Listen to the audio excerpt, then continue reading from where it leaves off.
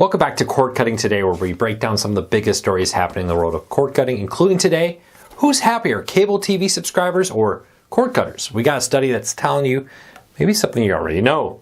Max is raising the price of its ad-supported plans. We got some information on other plans that are not changing. And Bally Sports may soon have a new name. We'll tell you what we know there and a whole lot more coming up in a quick second. First though, if you want to learn more about any of these stories I'm about to talk about, check out the show notes and in the first pinned comment. I'll put a link to each story I talk about there so you can read them for yourself and come up with your own opinions. I'd love to hear from you. If you're new here, do me a big favor, hit that subscribe button, hit that thumbs up, let YouTube know you enjoy what we do here so YouTube recommends our videos to more people. With that said, let's dive into it.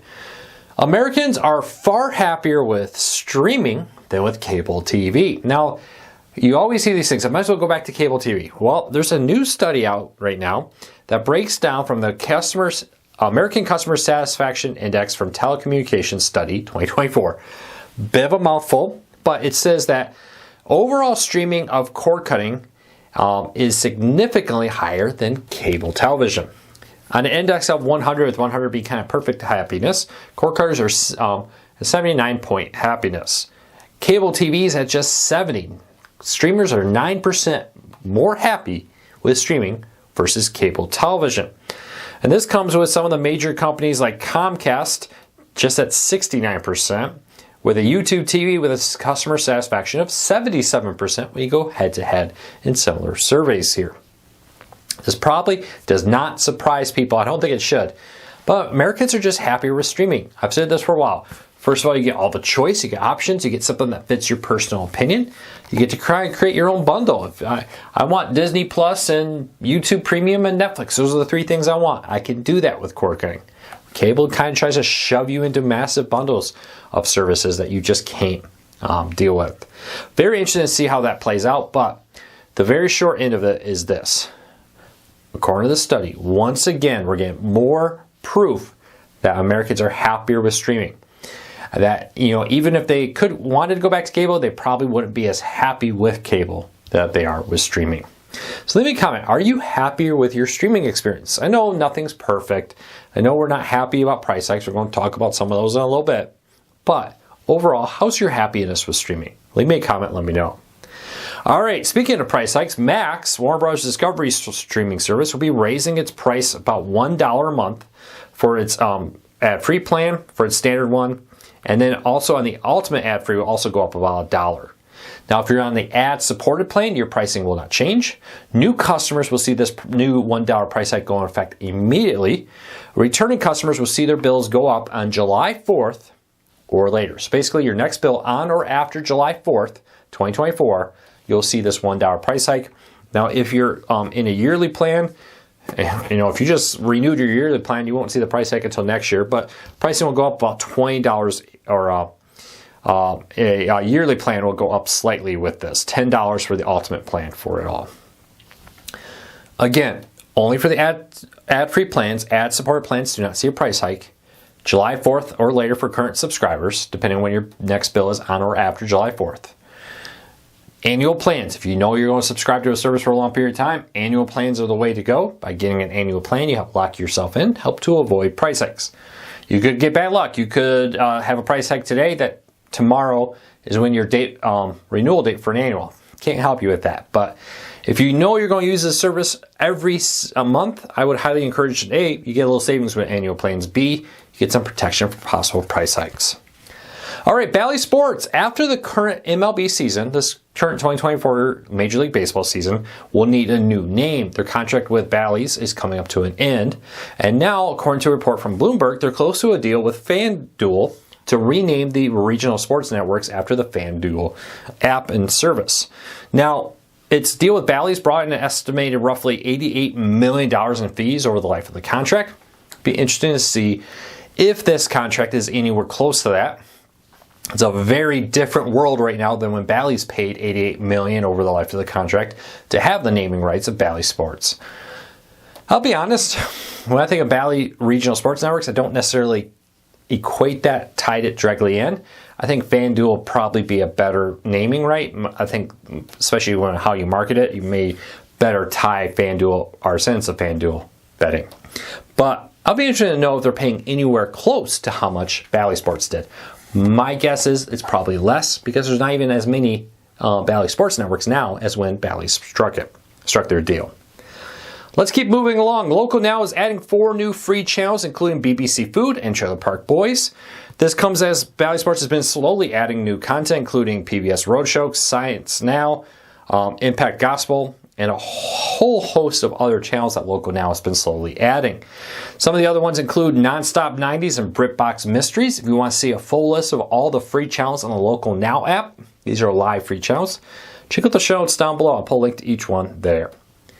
Amazon is trying to get you your products better without having so many errors. Amazon's now using AI and cameras to inspect shipping boxes to identify common mispicks like a wrong color or even wrong item.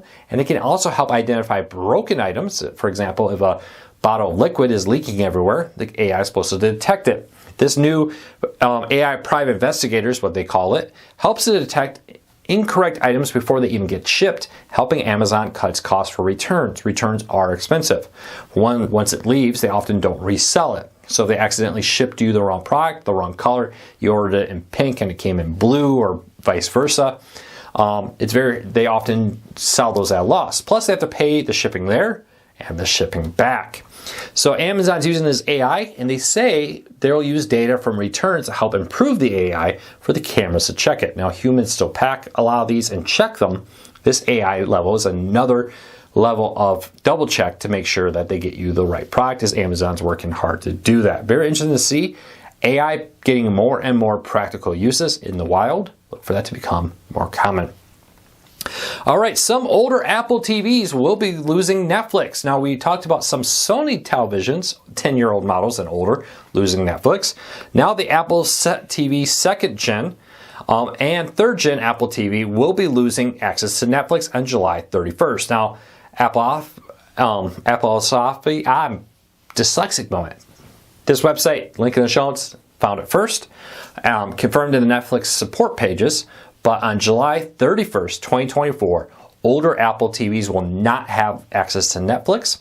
If you're impacted by this, you can either upgrade to a new Apple TV device, get a Roku Fire TV, another streaming device out there to watch Netflix. But Netflix is ending support for older streaming players. At some point, I'm sure they're sitting here looking at, Apple II. How many Apple IIs are really on the market? And is it worth the cost to keep upgrading their apps to it?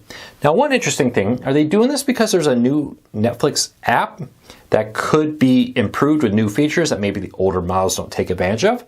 We've seen that happen with other streaming services where suddenly they end support for older apps and then suddenly a brand new app comes out with all kinds of new cool features that weren't compatible with like an Apple II, for example, for the Apple TV 2.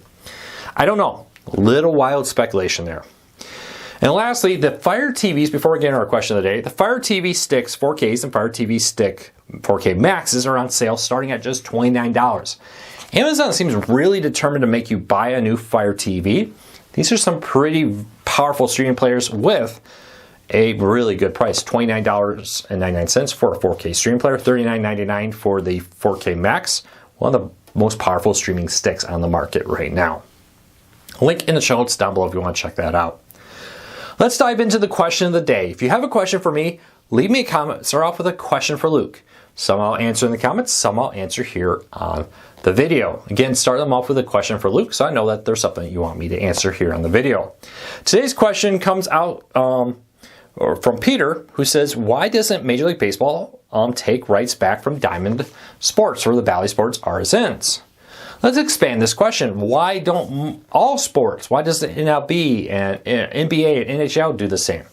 Well, there's a few main reasons. For one, they have a contract, right? Bally Sports paid them money, and now they're obligated to allow Bally Sports to broadcast those channels. But let's talk about the money real quick. These contracts are often older contracts that were drawn up in a very different time, which means Bally Sports is paying kind of a premium for these channels that they probably wouldn't pay today. And the NBA and MLB and all these others are getting a lot of money that other options from streaming and over-the-air broadcasts are not paying.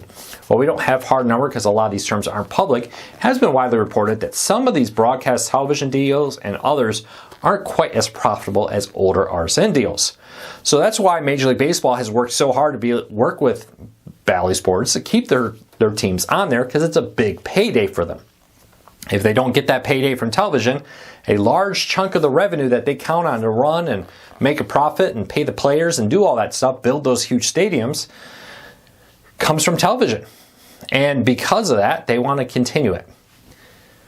I suspect that Bally Sports will have to go completely away, or somebody would have to come pay more money before Major League Baseball runs away. While they would love to make it available in all markets through streaming in different ways, they will happily take the money that Bally Sports is paying out to them. Well, there you go. That's why. And honestly, I will say this, though. I do think streaming and different options are becoming more and more enticing, but the money offered by an Apple TV, Amazon, YouTube deal is just not up to what still the cable TV offers are. Well, that's it for today. I hope you have a fantastic day. I'll be back again tomorrow with another video. Take care. Be safe. Thank you so much for your support.